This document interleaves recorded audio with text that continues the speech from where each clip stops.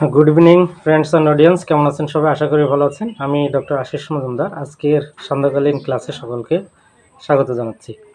তো আজকে আমি আসলে গ্রামের বাড়িতে এসেছি, আরেকটি চেম্বার দেখলেই বুঝতে পারছেন। তো আজকে একটু আগে একটা পেশেন্ট আমার কাছে এসেছিল, খুব মজার কেস। হ্যাঁ, আপনাদের সাথে শেয়ার না করে পারছি না, মন দিয়ে শুনুন। তো এই মহিলা আমার পুরাতন রোগী, ওনার যাই হোক একটা ব্রেস্টে টিউমার হয়েছিল, ওটা ঠিক হয়ে গেছে। এখন উনি অন্য সমস্যার জন্য এসেছেন। সেটা কি? সেটা হচ্ছে মাঝে মাঝে মাথা ব্যথা করছে, আর হচ্ছে এই বলছে স্মৃতিশক্তি আগের থেকে কমে গেছে। তো আমি বললাম কীরকম? তো বলছে আগে এত সুন্দর স্মৃতিশক্তি ছিল আমার ছোটোবেলা, আর এখন এই মানে এই 4-5 বছর ধরে আস্তে আস্তে কমতে কমতে এখন এত বেশি কমে গেছে, আমি রান্না করতে গেলে মানে হলুদ লবণ একবারের জায়গায় 2বার দিয়ে ফেলছি। আমি বললাম কীরকম? বলছে যখন লবণ দেওয়া হচ্ছে ওটা তো দেখা যায় না, তখন একবারের জায়গায় 2-3বারও দিয়ে ফেলছি। আর হলুদ যদি একবার বেশি দেওয়া হয়, কালার দেখে আমি বুঝতে পারছি, তখন আর হলুদের ভুলটা হচ্ছে না, কিন্তু লবণ মরিচ এই সমস্যাগুলোতে সমস্যা হচ্ছে। আচ্ছা, আর কি বলছে ছোটোবেলায় এত সুন্দর মেমোরি ছিল, আমি কোনো জিনিস মুখস্থ করে প্যারাগ্রাফ কম্পোজিশন একদম দাড়ি কমা ফুল স্টপ, কোথাও কোনো ভুল হতো না। আর ইদানিং সেই স্মৃতিশক্তি কমে যাচ্ছে। আর কি বললো? মাথা ব্যথা। মাথা ব্যথা, এমন মাথা ব্যথা হচ্ছে নাপা খেলেও কমছে না, ওষুধ খেলেও কমছে না। তো আমি বললাম তো এরকম কতদিন ধরে হচ্ছে? বলছে এই 7-8 দিন বেশি হচ্ছে। আমি বললাম তো তুমি তো ওষুধ নিয়েছিলে প্রায় 6 মাস আগে, এতদিন পরে মনে পড়লো? বলছে না, সবই তো ঠিকঠাক ছিল। তো এই সমস্যা যখন শুরু হলো তখন আমি ভাবলাম ডাক্তারের কাছে আসতে হবে। আচ্ছা, তারপর কি হলো? তো বলছে যে আপনি যখন গ্রামে আসেন তখন তো একটা ছেলে মাইকে অ্যানাউন্স করে দেয় যে ডাক্তার আশিসবাবু চেম্বারে বসবেন, যারা চিকিৎসা নিয়ে থাকেন ওষুধ নিয়ে যান। তো এরকম অ্যানাউন্স শোনার পরে আমার মনে হলো যে এবার তো এসে গেছে, তাড়াতাড়ি আমার ওষুধটা নিতে হবে। 3 দিন আগের ঘটনা। এরপরে পরের 2 দিন আর মনে নেই তার। আমি বললাম কেন মনে নেই?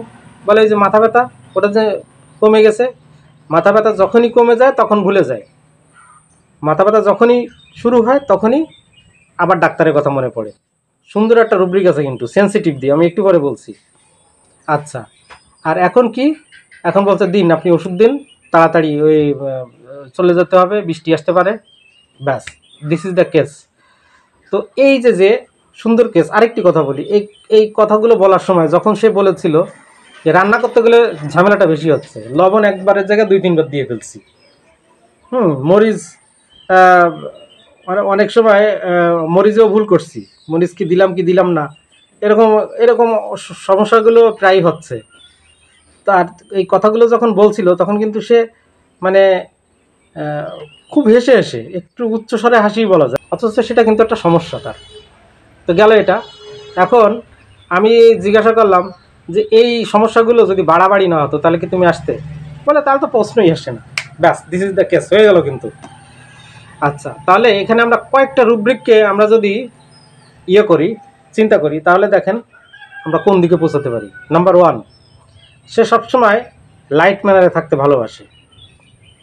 লাস্টে আরেকটা কোশ্চেন করেছিলাম যে আপনাকে যে ওষুধ দিব, ওষুধ খেতে মনে থাকবে? দেখেন সেখানেও একটা খুব সুন্দর একটা উত্তর দিয়েছিল যে আমার মনে না থাকলে সমস্যা নেই, ওই যে আমার মেয়ে আসছে না, ওর বাবাকে আমি বলে রাখবো, সে আমাকে বলে বলে ওষুধ খাওয়াই দিবে। কত সুন্দর মেন্টাল ফিলিংগুলো দেখেছেন তার এই রোগ সংক্রান্ত বিষয়ে। তো যাই হোক, এখন আমরা রুব্রিকের অ্যানালাইসিসটা করি।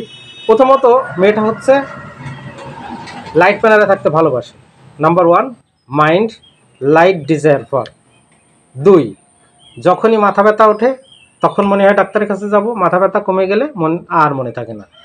Mind sensitive alternating with indifference. আচ্ছা, এরপরে কি? তাড়াতাড়ি ওষুধ দিন, বৃষ্টি আসতে পারে। আচ্ছা, এখানে carried desire to be carried fast. এখানে আসলে এইখানে carried desire to be carried fast না নিলেও চলবে, কারণ কি বৃষ্টির কারণে তাড়াতাড়ি যেতে যাচ্ছে, এখানে কিন্তু একটা রিজন আছে। তো এখানে শুধু ক্যারিড ডিজেটিভ ক্যারিড নিলেই হচ্ছে। তো এই তিনটে জিনিস যদি আমরা একসাথে নিই তাহলে আমাদের মেডিসিন কি আসে? মেডিসিন আসে বেলেডোনা। তো এই পেশেন্টকে বেলেডোনা 200 দুটো ডোজ দেওয়া হয়েছে। তো আমি কনফিডেন্ট যে এ ঠিক হবেই হবে। তো এই বিষয়ে আমরা একটা ফলো আপ কয়েকদিন পরেই দিব। নতুন কোনো কেস বলার আগে আমরা এটা ফলো আপ দেওয়ার চেষ্টা করবো। তো সবাই ভালো থাকবেন, সুন্দর থাকবেন। আগামী ক্লাসে আবারও কথা হবে, দেখা হবে। শুভ সন্ধ্যা।